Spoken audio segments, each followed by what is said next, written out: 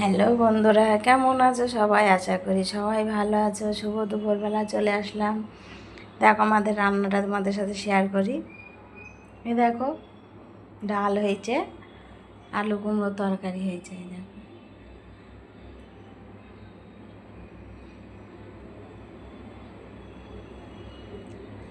শরীর পক্ষে ভালো, হেলদি খাবার। শরীর কোনো প্রবলেম আসবে না, শরীর খুব ফিট থাকবে এইগুলো খাবার খেলে। নিরামিষ খাবারই বেটার। দেখো ডাল হয়েছে, দেখো ওই দেখো, কালকে একটু পাতলা ডাল করেছি, বলছে তোমরা এরকম খাও, আমরা এরকম খাইনি, ডাল খুব ঘন করবে। তাই দেখো আজকে আবার ডাল করেছি, ঘন করেছি, ডালটা গাঢ় করেছি। বড় লোকের ব্যাপার, আমরা গরিব মানুষ, গরিব মানুষের সংসার আমাদের।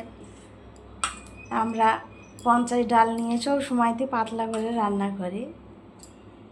আর এরা তো তা না, এদের হাজারে বেজার নেই, তাই পাতলা ডাল খাবে না। আর আমাকে বলছে তোমরা এমন খাও, এরকম আমরা খাই না। কালকেও ডাল হয়েছিল, ভেন্ডি ভাজা হয়েছিল কালকে। আর আজকে ডাল হয়েছে, আর দেখ কুমড়ো আলুর তরকারি।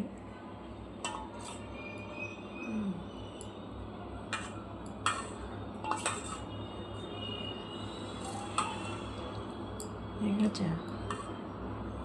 যেরকম বলবে সেরকমই রান্নাটা করতে হবে। আর এই দেখো ভাত হচ্ছে।